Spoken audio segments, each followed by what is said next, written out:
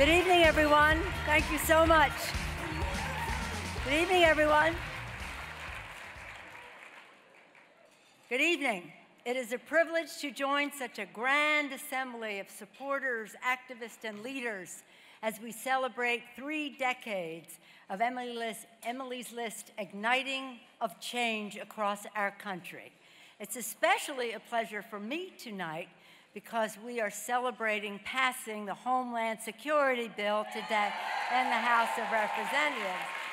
And that happened under the leadership of 2 women who are here, Nita Lowey and Lucille Roybal-Allard. Thank you to them. As we all know, for 30 years, Emily's List has been on the front lines of progress in America, a bold and dependable partner to decades of women who have dared to run for office and build a better future for our communities and our country. To all of you, the supporters of Emily's List, your action, your dedication, your determination has transformed our nation. As I've said to you on many occasions before, Ellen Malcolm ranks right up there among the suffragettes in her genius in creating Emily's List. Thanks to her vision, Emily's List was born, and women gained a new ally and source of support to put themselves forward and lead the fight for equality. I first learned about Emily's List from Barbara Mikulski when she was running for Senate, and she told me about these women who were working out of a basement to make it so, and here we are. Today, under the sterling leadership of your president, Stephanie Chirac, Emily's List continues to drive new paths forward, bring us ever closer to the day when America's women are fully represented at every level of our government. Tonight, as we celebrate 3 decades of victories made possible through the support of Emily's List, we know this: nothing is more wholesome to our politics and our government and our policies than the increased participation and leadership of women. The truth of that statement is borne out all around us. We see it in the legacy of Senator Barbara Mikulski, the longest-serving woman in the history of Congress and a trailblazing hero for women and working families. That isn't about just being the longest-serving, the smartest, most strategic in her thinking, most effective. Thank you, Barbara Mikulski.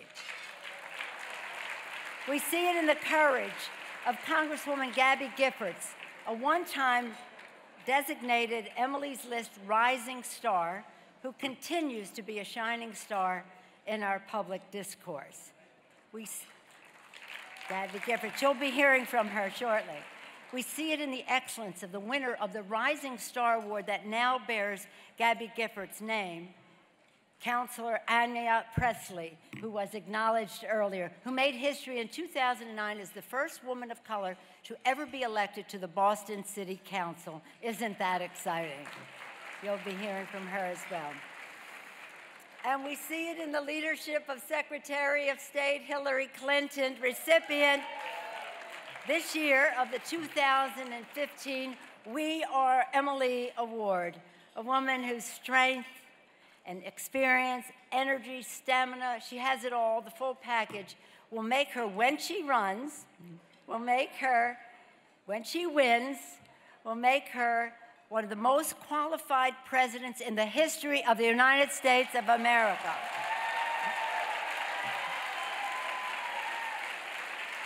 And she just happens to be a woman. As I said, Emily's List is transforming the face of American democracy. 30 years ago, as was mentioned, there were far fewer women serving in the House.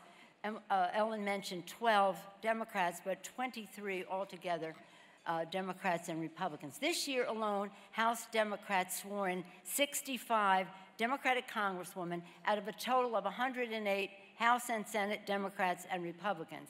But we want more. But we want more. When women succeed, America succeeds.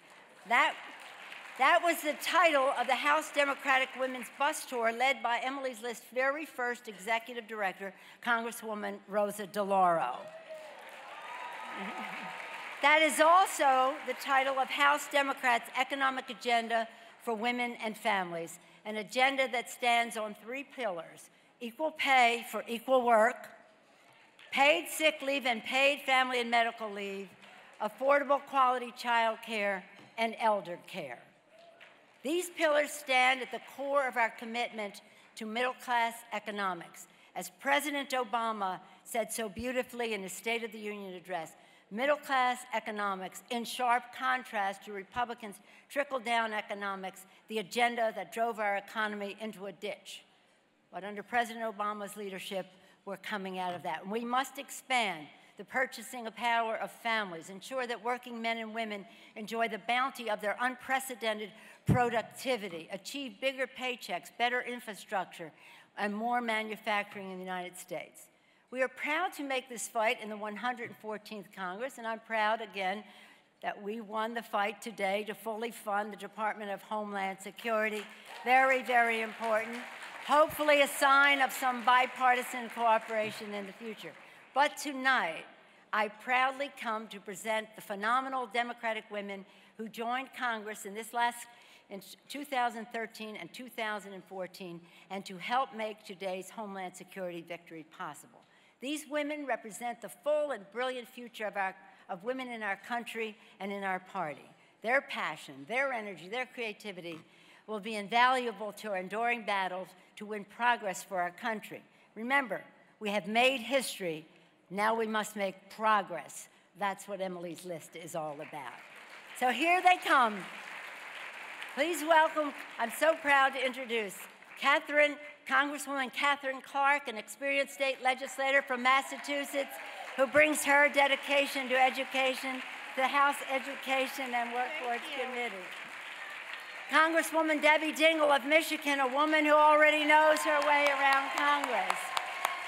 Congresswoman Bonnie Watson Coleman, the first African-American woman ever elected to Congress from New Jersey. Congresswoman Robin Kelly, an insistent and effective voice for safety of our communities.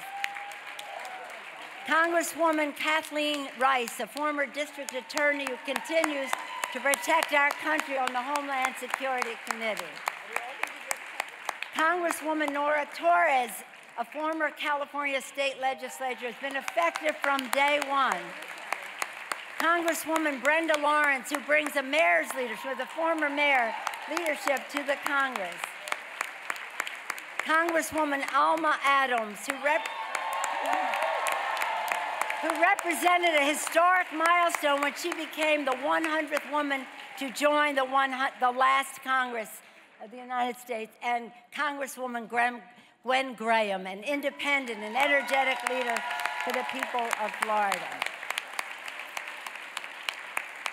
They're just the newest members, women members, of the House Democratic Caucus, of which I said we are 65. About 40 of them are here tonight, and I wish they would all stand. But all rise. Catherine Dogenheimer.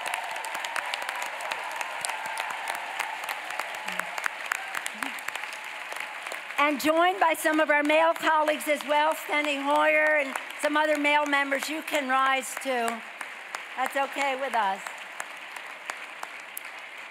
Before I came here this evening, I was celebrating our Homeland Security victory with Barbara Boxer earlier this evening. When I got here in time to hear, well, we're so sad that Barbara is leaving us, our two Babs leaving us. But then when I got here, I heard Kamala Harris speak. And to leave Barbara and come here and hear Kamala, that's what Emily's List has all been about, building for the future. Thank you, Emily's List, for 30 years of leadership in helping women succeed, because when women succeed, America succeeds. Let's do that again. When women succeed, America succeeds. And why are we successful? Because we are Emily. We are Emily. Thank you all very much. Good night.